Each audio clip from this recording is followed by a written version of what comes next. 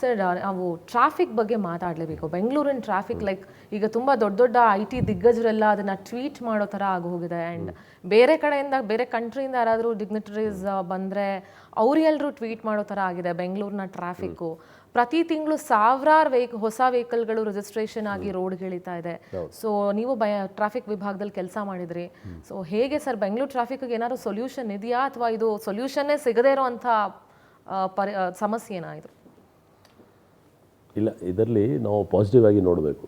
Positive ನೋಡಬೇಕಾದ್ರೆ ನಮ್ಮದು traffic management centre ಏನಿದೆ, ನಿಮಗೆ ನಾವು ಕ್ಲೇಮ್ ಮಾಡ್ಬೋದು it is one of the best in the country, best in the country, and you have to see it, ಬಂದು ನೋಡಬೇಕು ಅದು. ಸೊ ನಮ್ಮದು ಟ್ರಾಫಿಕ್ ವಿನ್ ಜಾಯಿಂಟ್ ಕಮಿಷನರ್ ಲೆವೆಲಲ್ಲಿ ಒಂದು ಸೀನಿಯರ್ ಆಫೀಸರ್ ಇರ್ತಾರೆ, ಮತ್ತು ದೊಡ್ಡ ಸೆಟಪ್ ಇದೆ.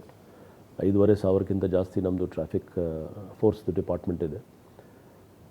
ಬಟ್ ನೀವು ಇನ್ನೊಂದು ಕೇಳ್ಬೋದು, ಇಲ್ಲ ಸರ್ ಆದರೂ ಯಾಕೆ ಇಷ್ಟೆಲ್ಲ ಟ್ರಾಫಿಕ್ ಜಾಮ್ ಆಗ್ತಾಯಿದೆ? ಅದರಲ್ಲಿ ಹಲವಾರು ಕಾರಣ ಇದೆ.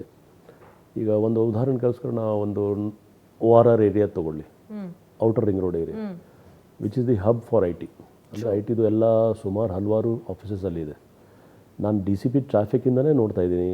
ಆಗ ನಾನು ಕೂಡ ತುಂಬ ರಿಕ್ವೆಸ್ಟ್ ಮಾಡಿ ಒಂದು ಅಭಿಯಾನ ಮಾಡಿದೆ, ಕಾರ್ ಪೂಲಿಂಗ್ ಮಾಡಿ ಅಥವಾ ಬಸ್ ಪೂಲಿಂಗ್ ಮಾಡಿ. ತುಂಬ ಸಕ್ಸಸ್ಸು ಆಯಿತು. ನಾವು ಇನ್ಫೋಸಿಸ್ ಫೌಂಡೇಶನ್ ಅವರೆಲ್ಲ ಜೊತೆಗೆ ಮಾತಾಡಿ BMTC ಬಸ್ಸಸ್ ಅದರಲ್ಲಿ ಆ್ಯಡ್ ಮಾಡಿದೆ. ಈಗಲೂ ಕೂಡ ನಮ್ಮ ಟ್ರಾಫಿಕ್ ಆಫೀಸರ್ಸ್ ಅವರು ಕಾರ್ ಪೂಲಿಂಗ್ ಮಾಡಿ ಅಂತ ರಿಕ್ವೆಸ್ಟ್ ಮಾಡ್ತಾಯಿದ್ರು ತುಂಬ ಕಂಪ್ನೀಸ್ಗೆ. ಯಾಕೆಂದರೆ ಪ್ರತಿಯೊಂದು ಕಾರಲ್ಲಿ ಒಬ್ಬ ಡ್ರೈವರ್ ಅಷ್ಟೇ ಇರ್ತಾರೆ.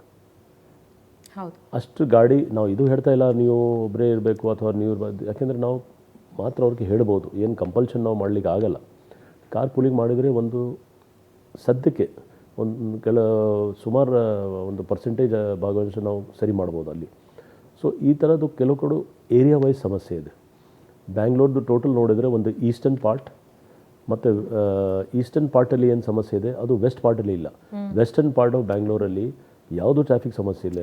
ನಾರ್ತ್ CBDಯಲ್ಲಿ ಕೂಡ ಇಲ್ಲ, ನಾರ್ತಲ್ಲಿ ಕೂಡ ಅಷ್ಟಿಲ್ಲ. ಒಂದು ಸಮಸ್ಯೆ ಇರೋದು ಈಸ್ಟರ್ನ್ ಪಾರ್ಟಲ್ಲಿ. ಸೊ ಹಲವಾರು ಅದಕ್ಕೆ ಕಾರಣ ಇದೆ. ಕೆಲವು ಏರಿಯಾಸ್ ಲೈಕ್ ಈಗ ಜಸ್ಟ್ 20 ವರ್ಷ ಹಿಂದೆ ತನಕ ಮಾರ್ತಲ್ಲಿ ತನಕ ಮಾತ್ರ ಬೆಂಗಳೂರು ಸಿಟಿ ಲಿಮಿಟ್ಸ್ ಇತ್ತು.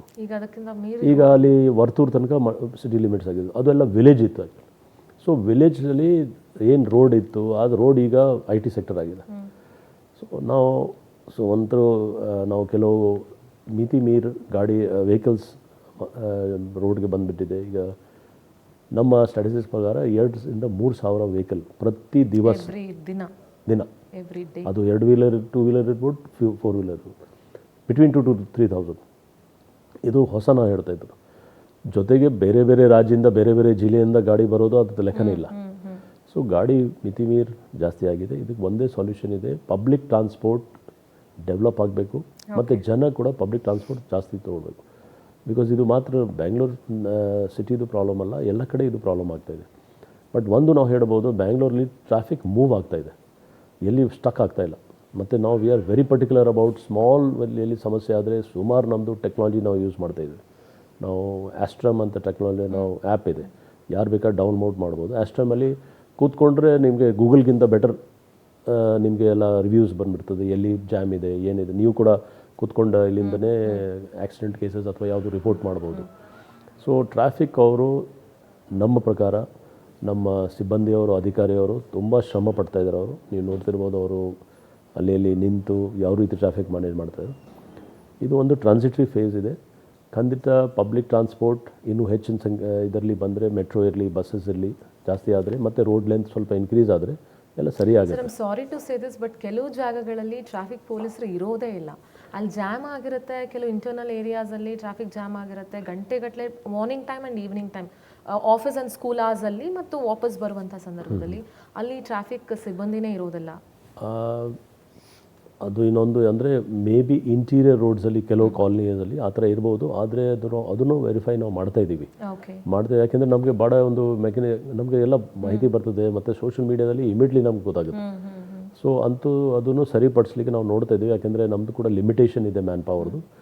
ಬಟ್ ಆಲ್ರೆಡಿ ನಾವು ರಿಕ್ರೂಟ್ಮೆಂಟ್ ಮಾಡಿದ್ದೀವಿ. ಕೆಲವರು ಸಿಬ್ಬಂದಿ ಬಂದ ಮೇಲೆ ಅದನ್ನು ಸರಿಪಡಿಸ್ತೀವಿ.